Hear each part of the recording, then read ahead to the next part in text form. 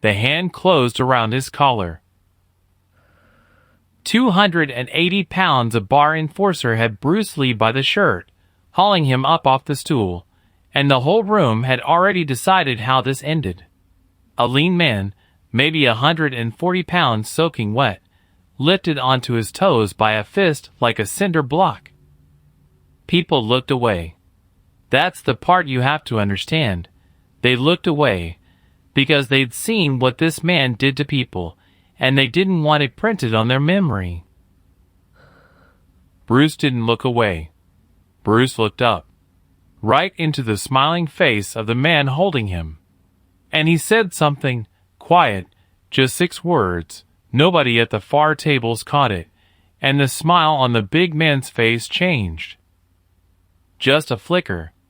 The kind of flicker a man gets when the floor he's standing on makes a sound floors aren't supposed to make. For seconds later, the enforcer was on the ground, not thrown across the room. The movies lie to you about that.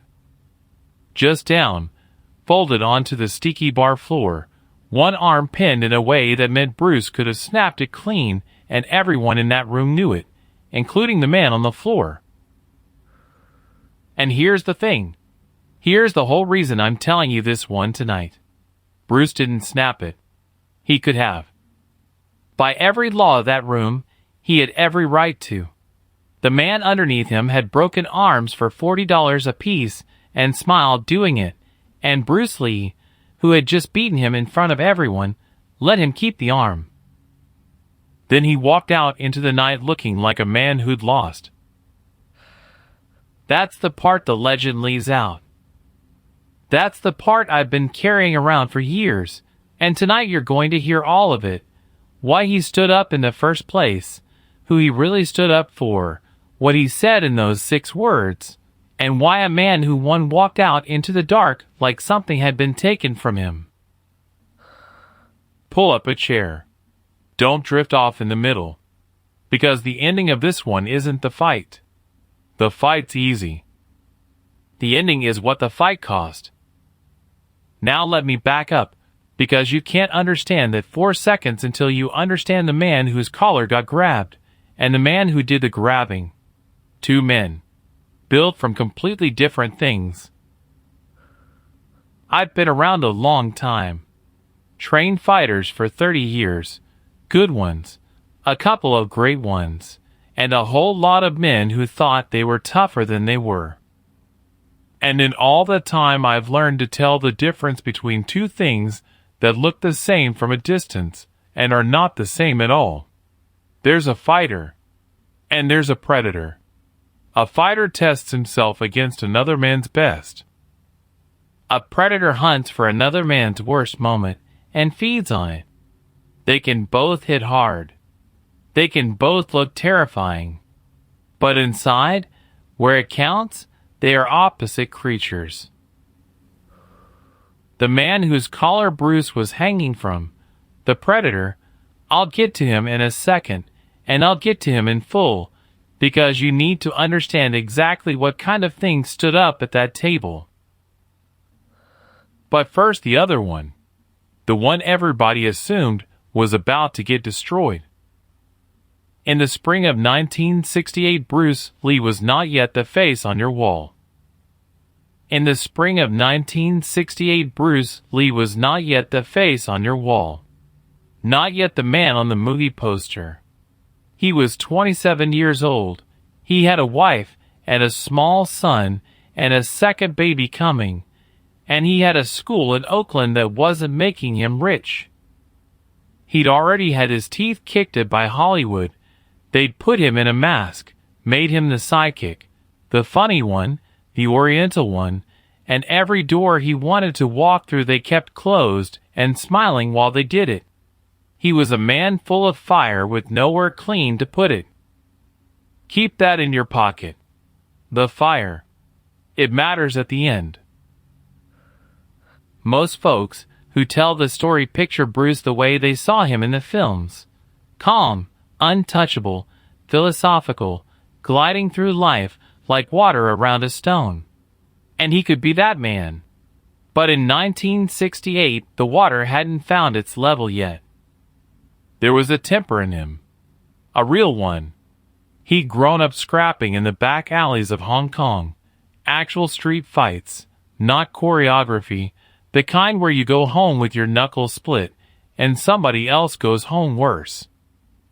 He came to America partly because of that. Because the fighting back home had gotten serious enough that staying was dangerous. So don't picture a monk.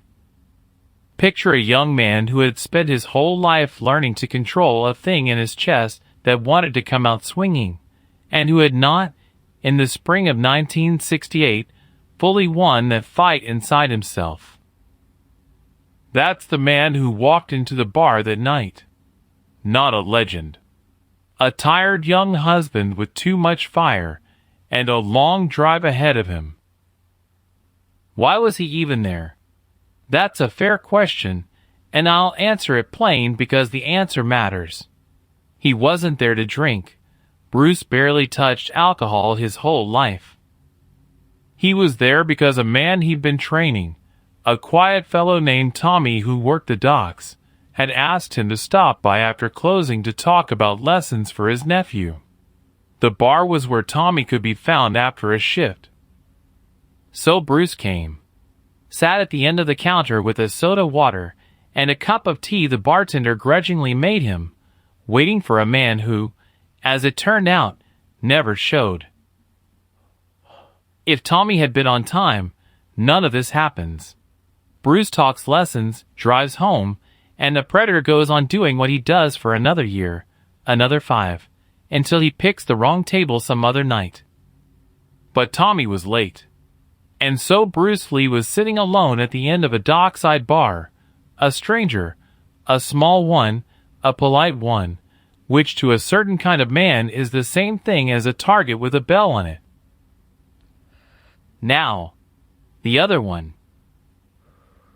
I told you there's a difference between a fighter and a predator, and I want to lay this man's whole shape out for you, because the easy version of this story makes him a cartoon. A big dumb bully who gets what's coming. He was not dumb. That's the part that should put a cold finger on the back of your neck. He was good at what he did, and he'd thought about it, and he liked it. They called him Carl Brackett, though half the room had names for him he never heard. 280 pounds, and not the soft kind. He'd done time hauling freight and time in a ring before he got banned from it, and the muscle was real and load-bearing. But the size wasn't the dangerous part. I've trained men bigger than him, who were gentle as old dogs. The dangerous part was the work he found. Carl broke arms for money. Let me be specific, because vague is how a man like this gets turned into a myth instead of understood. There were people in that part of town who lent money. And when a man couldn't pay, those people needed someone to deliver a message that the man would remember every morning when he reached for his coffee cup and his arm reminded him. That was Carl's trade. $40 a job, more for special cases. He'd find the fellow, talk to him friendly first, that was Carl's signature, the friendliness, and then he'd take the arm and put it where an arm doesn't go, slow enough that the man had time to know it was happening, and he would smile the whole time. Not a forced smile. Not a tough guy smirk for the audience. A real one. The kind of smile a man gets doing work he was made for. I've met that exact thing more than once in 30 years. Not the same man, but the same type, the same emptiness wearing a friendly face. I had a kid come through my gym one winter. Big talent, hands like sledgehammers, and I cut him loose inside 2 months. Other coaches thought I was crazy, letting go of a prospect like that. But I'd watched his eyes when he hurt somebody in sparring. There's a look. There's a hunger in it that has nothing to do with winning. Winning is about you. That look is about the other guy's pain being the point. I've never been wrong about that look, and I've never forgotten the cost of the one time I let it stay in my gym a week too long. So when I tell you I knew exactly what Carl Brackett was the moment I started looking into this story, believe me, I've shaken hands with that smile. It's cold all the way down. Here's what made Carl a predator, and not just a violent man. He chose his targets. He never once in his career picked a fight with somebody who might actually beat him. Read that again, because it's the whole key to him. Every arm he ever broke belonged to a man smaller, older, sicker, or more frightened than himself. He had a nose for weakness the way a shark has a nose for blood. He could walk into a room and find the one person nobody would stand up for, and that's who he'd pick. The bar that night was full of dock workers, men who'd seen things, men who could take a punch. Carl didn't bother any of them. He had his eye on someone else entirely. And that someone is the third person in this story, the one most people leave out, and the one Bruce Lee actually stood up for. His name was Danny. He was 16. He'd buzz tables and wash glasses at the bar after school for money his family needed, and he had a stammer that got worse when he was scared, and that night he was scared, because Carl Brackett had come in not to drink but to collect. Danny's uncle owed money, and the message, the way these things worked, would get delivered through the boy if the uncle couldn't be found. Carl had already let Danny know it. Friendly, of course. Leaning over the bar, smiling, telling the kid in a low, warm voice exactly what was going to happen to his hand if the money didn't appear, watching the boy's face go white, taking his time with it, because the fear was the part Carl liked best. The breaking was just the finish. The fear was the meal. And at the end of the counter, nursing a soda water, waiting for a man who'd never come, Bruce Lee was watching it happen. Now I want to slow down right here, because what happened next inside Bruce Lee is the part the camera never could have caught, and it's the part that makes this more than a bar fight. He didn't move at first. That surprises people. They want the hero up off the stool the instant the bully leans over the boy. But Bruce wasn't a fool, and he wasn't looking for trouble. He had a family at home and a long enough list of his own troubles without borrowing a stranger's. So for a stretch of maybe 2 minutes, he sat very still and did the thing he trained his whole life to do, the thing that separated him from the kid I had to cut loose. He read it. He watched Carl's hands. He watched where Carl's weight sat. He watched the door, the distance, the other men in the room, and how fast they looked away. And he watched the boy. That's what got him. Not the size of Carl. Not the money. The boy's face. Because Bruce had been a frightened kid once too. Hong Kong, a small Chinese boy in a city full of trouble, sickly as an infant, picked on, pushed around, until he found something to put his hands and his fire into. He knew that exact white-faced, can't breathe, can't run kind of fear from the inside.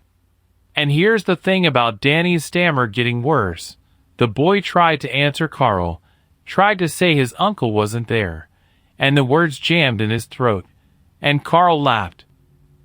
Soft, delighted.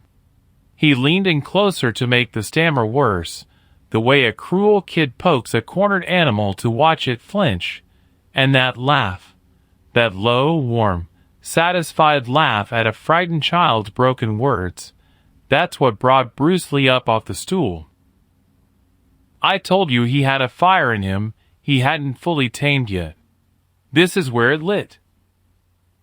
But, and pay attention, because this is the whole reason the man was who he was, even angry, even with his blood up, Bruce didn't come in swinging. He came in quiet. He walked the length of that bar, slow, casual, a small polite man, and he set himself down on the stool right next to the boy on Carl's side, putting his own body between the kid and the big man as natural as if he were just looking for a better seat. And he ordered another soda water. Let me say what that took, because it's easy to skim past. A man with a temper, watching a child get tormented, made himself sit down. He chose to be a wall instead of a weapon. He gave Carl every chance in the world to take the message somewhere else. He didn't want this fight. He wanted the boy left alone and everyone to go home. The fire was up, but the hand on the throttle was steady. That right there is 30 years of discipline doing its job in a single quiet move, and I've watched fighters with 20 years of medals fail that exact test. They'd have come in loud. Bruce came in like a closing door. Carl, of course, read the small polite man the only way he knew how. As an interruption. As a thing in the way. And as, let's call it what it was, fresh meat. Because a predator who's been doing it that long gets bored of the easy ones. A frightened boy who can't fight back is a meal. But it's a meal he's had 1,000 times. A calm little stranger who'd just stepped between him and his fun. That was interesting. That was a chance to do the thing in front of an audience and remind the whole room what he was. You lost? Carl said to him. Friendly. Always friendly first. Bruce didn't look at him.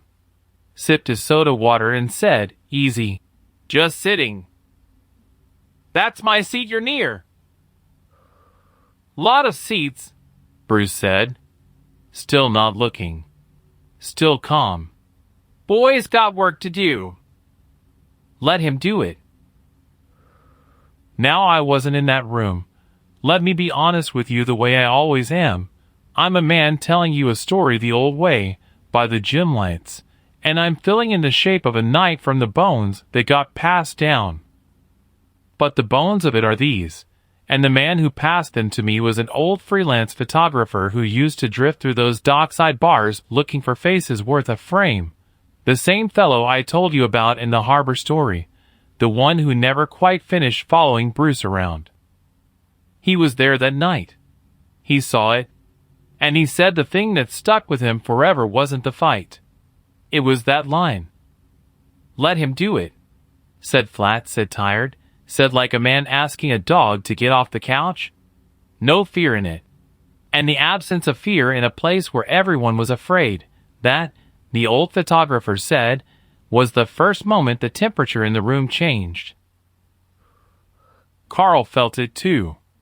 That's what made him reach. Because a predator runs on fear the way an engine runs on gas. And here was a small man giving him none. And that was a problem Carl only had one tool for. He couldn't let it stand.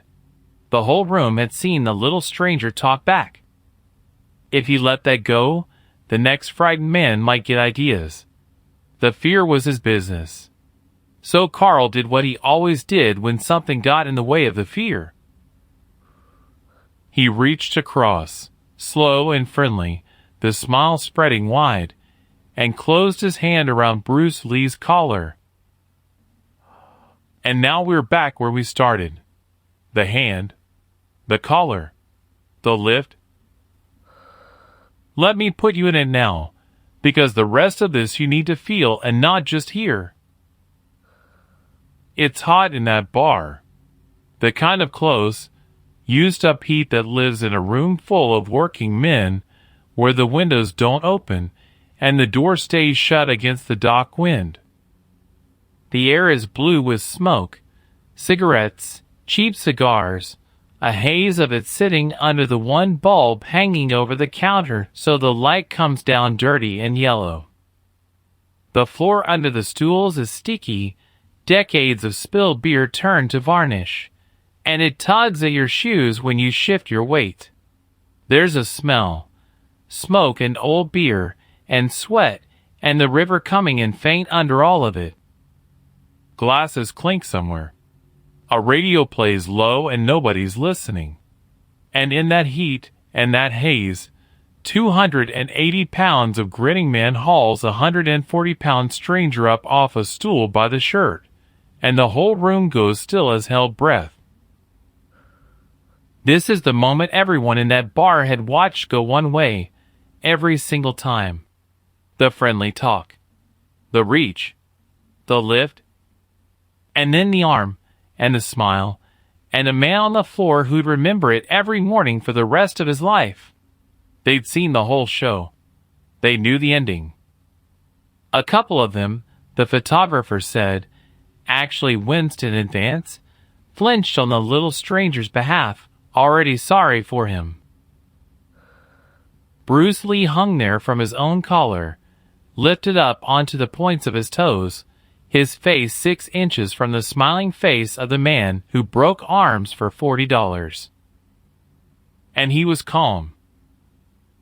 That's the detail the old photographer couldn't get over till the day he died. Not afraid. Not even angry looking anymore. The fire had gone somewhere down underneath, banked, controlled, turned into something colder and far more useful. Bruce hung there relaxed, like a coat on a hook, and he looked into Carl Brackett's eyes from 6 inches away, and the boy Danny was pressed back against the bottles too scared to even run, and the whole hot smoky room held its breath. And Bruce said 6 words. I'm going to tell you what they were, but not yet. Because you have to understand what those 6 words did before they'll mean anything to you. And to understand that, you have to understand the one thing Carl Brackett had never once felt in his entire career of friendly cruelty. He'd never had it turned around on him. I want you to think about something, and I want you to be honest with yourself about it, because this is the hinge the whole story turns on. There is a kind of man in this world who has spent his entire adult life being the scariest thing in every room he walks into. And after enough years of that, after enough frightened faces, enough men flinching when he stands up, enough waitresses going quiet when he comes through the door, a thing happens to him on the inside that he himself doesn't notice. He forgets that fear is a thing that can happen to him. He forgets it the way a man who's never been sick forgets that bodies break. It's not arrogance, exactly. Arrogance you can argue with. This is deeper than that. This is a kind of blindness. The predator stops being able to see the shape of his own fear, because he hasn't had to look at it in so long it's become invisible to him, like a freckle you stopped noticing in the mirror 20 years ago. Carl Brackett, hanging Bruce Lee off the end of his fist, was a man with that exact blindness. And here's what the old photographer said, the part he came back to over and over when he told the story. Bruce saw it. Saw the blindness in Carl's face from 6 inches away. Saw the unguarded place behind the smile. Because Bruce had spent his whole life studying men's bodies and men's faces the way other men study horses or cards, and he could read in a single look the thing Carl had forgotten about himself. That's where the 6 words came from. They weren't a threat. They weren't a one-liner. They weren't movie dialogue. They were a diagnosis. A small, quiet sentence aimed precisely at the freckle Carl had stopped seeing. And before I tell you what they were, I want to tell you something else, because if I just drop the line on you now, it'll sound smaller than it was. I want you to feel the weight of the silence around it first. The bar had gone quiet. Not the kind of quiet where people stop talking, the kind where people stop breathing. You've been in a room like that maybe 2 or 3 times in your whole life. A funeral parlor sometimes has it. A hospital corridor at 3 in the morning. The instant after a car crash, before anyone screams. It's the quiet a room makes when every single person in it has understood at the same time that something is about to happen that they will remember. The radio was still playing low, and the smoke was still drifting up under the bulb, but underneath that the room had stopped. The bartender had stopped pouring. Danny the bus boy had stopped shaking, shot past shaking, just frozen against the bottles. 2 men at a table by the door had stopped mid-sentence, and were sitting with their mouths slightly open. The whole hot blue smoke room was a held breath waiting for the first crack. Bruce, lifted, calm, 6 inches from Carl's smile, said it. "You don't know what fear is." 6 words, said flat. Said like a man telling another man he had soup on his tie. No drama in it at all. "You don't know what fear is." And the old photographer said you could watch it land. You could watch the smile on Carl Brackett's face do that flicker I told you about at the start. The flicker of a man who's standing on a floor that just made a sound floors aren't supposed to make. Because the words were true, and somewhere underneath all that practiced friendliness Carl knew they were true. And worse than knowing they were true, he understood in the same half-second that the small calm man in his fist also knew it, and was about to teach him. A predator runs on fear. He'd been running on other people's fear so long he'd forgotten he had his own. And here was a stranger about to hand it back to him. That's the moment the floor sounded under Carl Brackett. Not a punch. Not a kick. A sentence. Now Carl, being who he was, did what men like him always do when something rattles them. He doubled down. The flicker passed, the smile came back wider, and he gave Bruce a little shake, the way you shake a thing to remind it you own it, and he opened his mouth to say whatever cruel friendly line he had loaded up. He didn't get to say it. "I'm going to tell you what happened in those 4 seconds, and I'm going to tell you slow, because the movies have lied to you about fights your whole life, and I refuse to do it here. Real fights between trained men and big strong men are not long. They are not graceful. They do not have music. They are over before the people watching have finished understanding that they started, and afterward the watchers have to reconstruct what they saw from the pieces their eyes managed to catch. So I'll give it to you the way the old photographer reconstructed it for me, frame by frame, the way he'd thought about it for years." Second one. Carl's mouth opens to speak.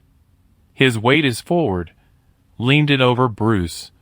One hand bunched in Bruce's collar lifting him, the other hand hanging loose, because Carl Brackett does not need a second hand to deal with a 140-pound stranger. His feet are set wide and flat, the way a big man stands when he is certain of his ground. That flat stance is the mistake. That stance is built for a man who plans to stay where he is. Bruce reads it in the first quarter second, the way you'd read a sentence. Second 2.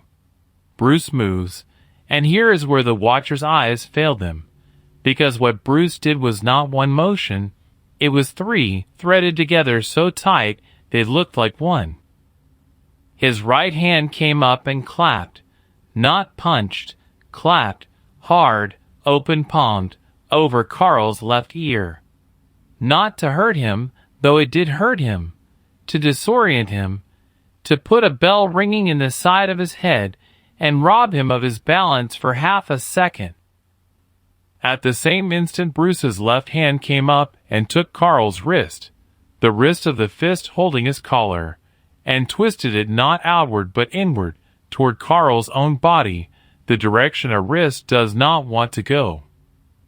And in the same instant again his hips dropped and turned, taking his own body weight out from under Carl's grip and converting it into a lever on that twisted wrist. Second 3. Carl is off balance. His ear is ringing, his wrist is being folded into a shape it does not fold into, and the small calm man he was holding off the floor a half second ago is no longer being held. is, in fact, now under him in a way that makes no sense, because the bigger man's weight is being steered, gently and firmly, by the smaller man's hips. Carl's flat stance, the one built to stay put, becomes the thing that ruins him. He cannot step out of the lever because his feet are too wide and too planted, and the lever is already past the point where stepping would help. He goes down. Not flung. Not thrown across the room. Just steered down, guided to the sticky floor the way you'd guide a drunk into a chair, with Bruce going down with him, controlled the entire way, never losing the wrist. Second 4. Carl is on the floor on his side, his right arm pinned out, and twisted at the elbow in a way that has taken the strength out of his entire shoulder. His face 6 inches from the legs of the stool he lifted Bruce off of a heartbeat ago. Bruce is on one knee beside him, one hand on the wrist, one hand resting, just resting on Carl's elbow.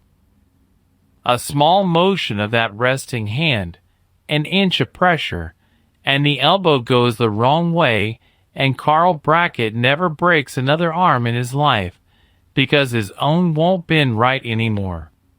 Everyone in the bar understands this, including Carl, especially Carl. That's the 4 seconds. And then comes the silence I want to tell you about, because in some ways the silence after was louder than the fight. Nobody clapped. Nobody cheered. You hear stories like this, and you imagine the bar erupting, the underdog wins, the bully gets his, big roar from the room. Doesn't happen. What happens in a real room after a real thing like that is the silence gets deeper. Because what those men had just seen wasn't entertainment. It was a piece of the world rearranging itself in front of them. The biggest, scariest thing in their bar was on the floor, pinned, helpless, and the small polite stranger who'd done it was kneeling beside him calm as a priest, and nobody in the room had ever seen anything like it, and nobody knew what they were supposed to do with their face. Danny the busboy was crying. Quietly.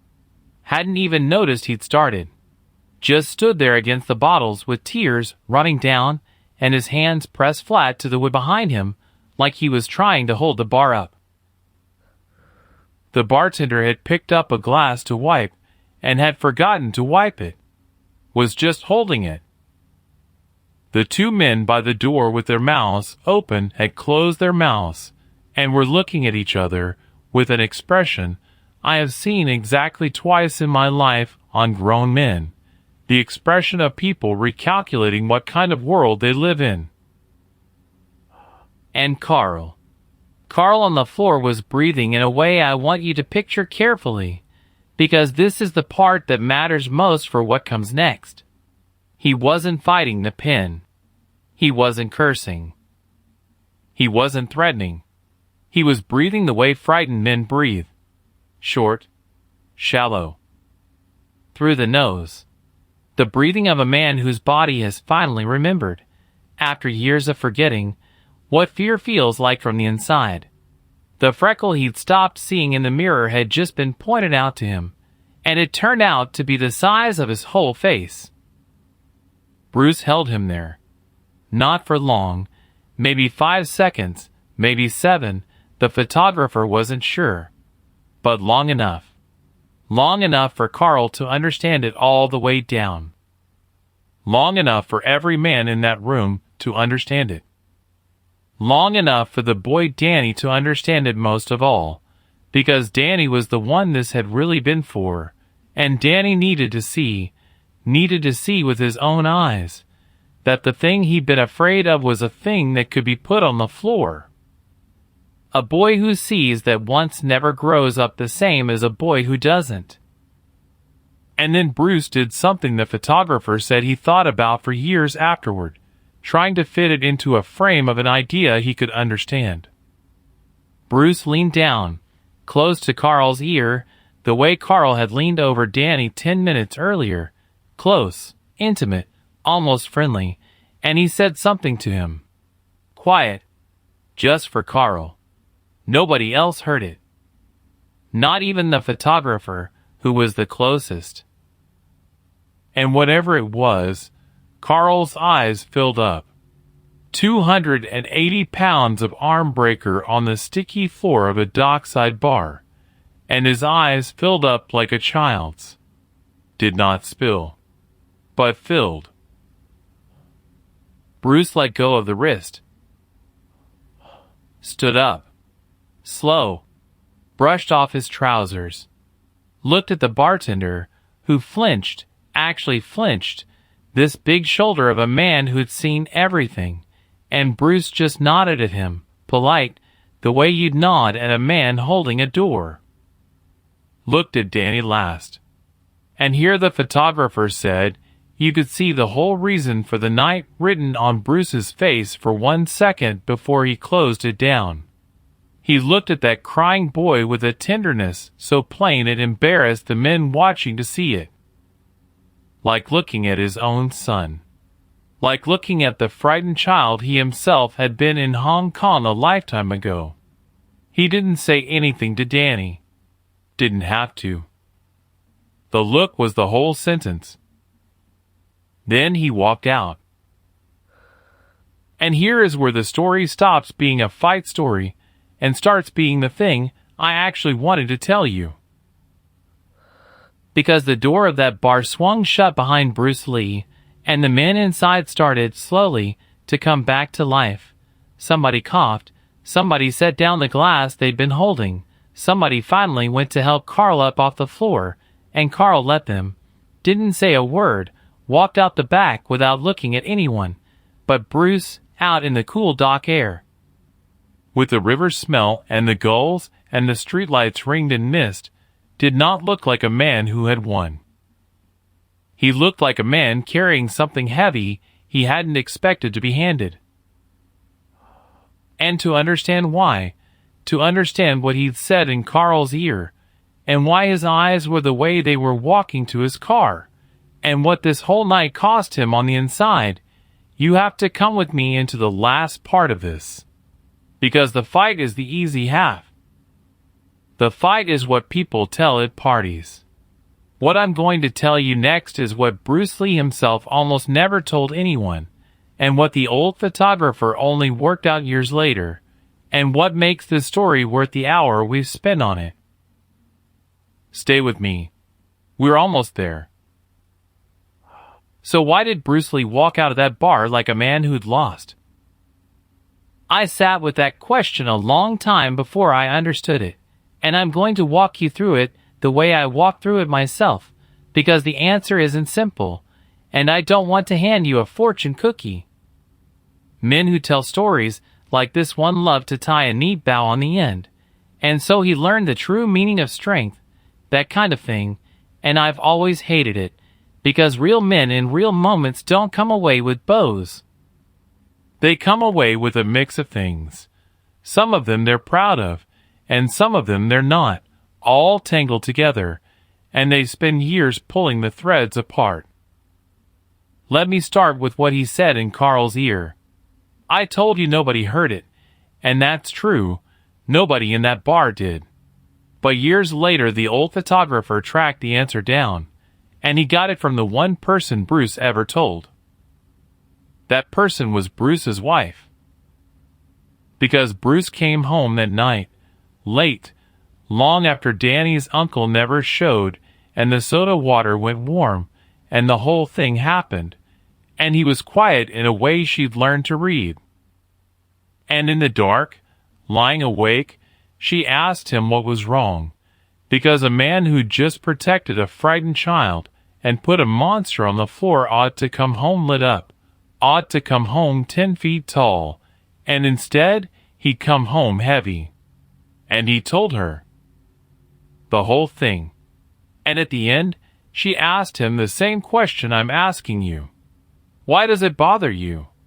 You did right. And he told her what he'd said in Carl Brackett's ear. He'd said, I enjoyed that. So did you. We're not so different. Sit with that a second. Because that's not what we expect from the hero, is it? We expect him to whisper something noble. A warning. A blessing. Leave this town and never come back. Something clean. Instead, Bruce Lee leaned down to the broken predator on the floor and confessed to him. Confessed that in those 4 seconds, in the clap and the twist and the lever and the pin, in the having of all that power over a man who'd earned every bit of what was coming, Bruce had felt it too. The old hunger. The fire from the Hong Kong alleys. The dark joy of being, for 1 second, the most dangerous thing in the room.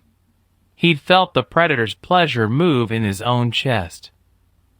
And the most frightening thing, he learned that night wasn't anything about Carl.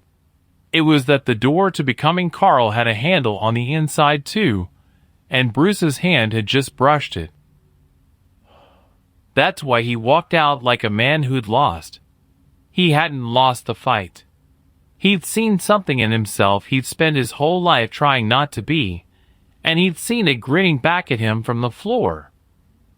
We're not so different. He said it to Carl, but the photographer understood, years later, that Bruce was really saying it to himself. It was the most honest, and the most frightened thing a strong man can say.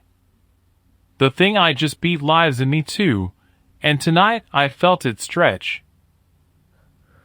Now I need to tell you my own piece of this, because I promised you at the start I'd tell you straight, and there's a reason this particular story has lived in me for 30 years instead of staying a thing I read once and forgot. I told you earlier about a kid I cut from my gym. The one with hands like sledgehammers, and that look in his eyes. I told it to you quick, like a coach's good instinct. I knew the look and I let him go. That's the version I tell. It's not the whole version. The whole version is that I didn't let him go fast enough.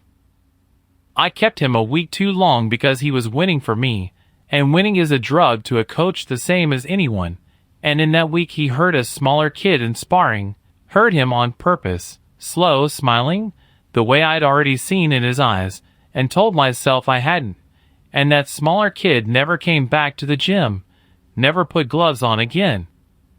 A boy who might have been good, and who I lost because I liked winning a week longer than I should have.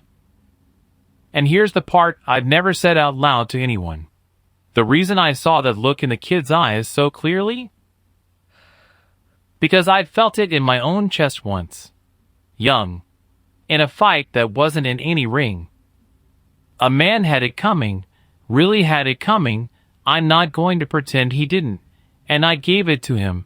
And somewhere in the giving I felt the thing move in me that I later learned to recognize in that kid, that low warm pleasure that has nothing to do with justice and everything to do with the other man's pain being sweet. I felt it for about 3 seconds, and then I felt sick about it for about 30 years.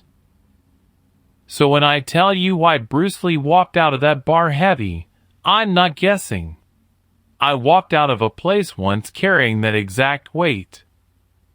The weight of having done right, and having enjoyed the wrong part of it, and not being able to fully separate the two, and understanding for the first time that you are not a different species from the men you despise. You're the same animal. You just keep your hand off the inside handle of that door. Every single day, you keep your hand off it. And the day you forget the handles there is the day you become the thing you beat. That's not a fortune cookie. That's the actual cost. That's what the great ones carry that the rest of us get to set down. But I don't want to leave you in the dark with a heavy thing, because the story has a light in it too, and the light is the boy.